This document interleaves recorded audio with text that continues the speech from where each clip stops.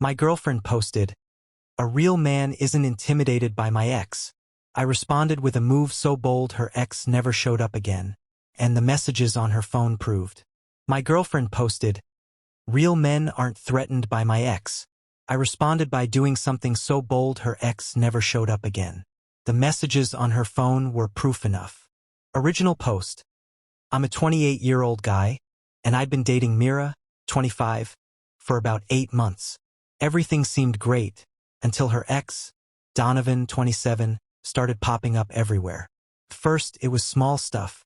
He'd randomly show up at the coffee shop where Mira and I had our Sunday morning dates. Then he started appearing at her gym. After that, he was at her friend group's happy hours. Always super friendly, always acting surprised to see us. "Such a coincidence," he'd say. Then proceed to spend 20 minutes catching you with Mira while I stood there like a piece of furniture. When I told Mira it felt weird, she laughed it off. "Don't be insecure. We dated for 3 years.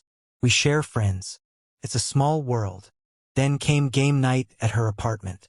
I showed up and Donovan was already there, sitting in what had become my spot on the couch, helping set up the board game. "Oh, did I forget to mention Donovan was coming?" Mira said. "He's part of the regular crew." "Regular crew? This is my 3rd game night. He wasn't at the others." That night, Donovan kept making inside jokes with Mira. References to trips they'd taken, restaurants they loved, shows they binged together. Every story began with, "Remember when we—" I pulled Mira aside. "This is uncomfortable." "Why?" "Because I have a past."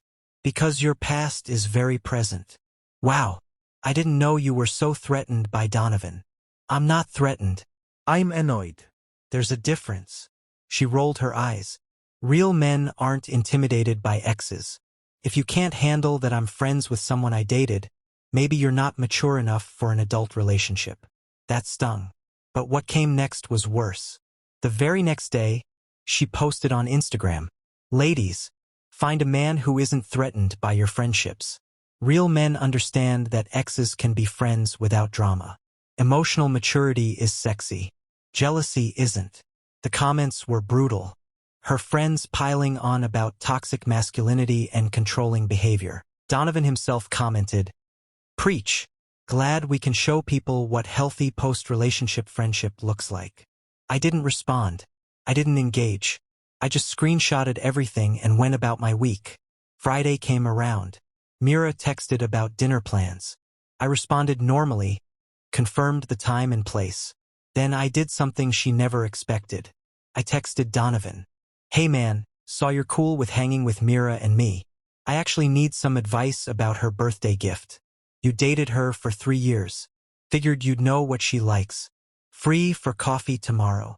He replied instantly, "Haha, yeah, bro, I got you. Know all her favorites. How about 10 a.m. at that place on 5th?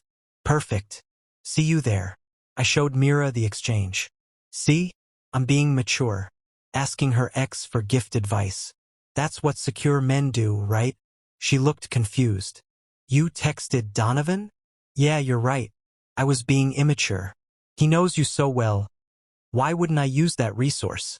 "I guess that makes sense." Saturday morning, I met Donovan. He showed up cocky, ready to flex his superior Mira knowledge. "Oh yeah? Like what?" He pulled out his phone, started scrolling. "Just venting about work. Asking advice about her family drama. Sometimes she sends memes." He showed me the texts. I read them upside down, but I saw enough. 11 p.m., 1 a.m., 2:30 a.m. conversations that went on for hours. "Wow, she really relies on you," I said. "Must be nice having that connection still." "Yeah, we just get each other, you know? Some bonds don't break." "Totally. Hey, can I ask you something else?" "Sure. Why'd you guys break up?" He looked uncomfortable. "Just grew apart. Different life goals." "She told me you cheated." His face went red. It was complicated. With her roommate, right? "Look, that was a mistake. Ancient history. But you're working on getting her back?" "What? No, we're just friends." "Really?" Because these late-night text sessions seem like more than friend behavior. He got defensive. She reaches out to me. I'm just being supportive. Supportive, right? And showing up everywhere we go. Coincidine? I like their lattes.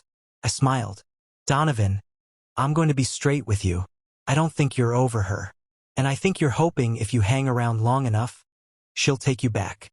That's not. And honestly, based on these texts, you might be right. She's clearly not over you either. His eyes widened. You think. Look at these messages, man. She's texting you more than me. Sharing stuff she doesn't tell me. Using you as emotional support. That's not just friends. I mean, I have wondered. Tell you what, I'm going to bow out. If she wants you back, I'm not going to stand in the way. Wait, what? I'm serious. You two have history, connection. Who am I to interfere with that? I don't do competition. He looked shocked. You're breaking up with her? I'm going to have a conversation with her. See where her head's at. If she wants you, she should be with you. I won't stand in the way. Bro, that's really mature of you. Just being realistic. But hey, do me a favor. Those late-night texts. Maybe screenshot them for me?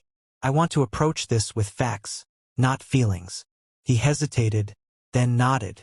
Yeah, okay. A few minutes later, I had dozens of screenshots. Text after text of Mira complaining about me. Saying she missed what she and Donovan had. Calling me nice but boring. Saying Donovan just gets her in ways I don't.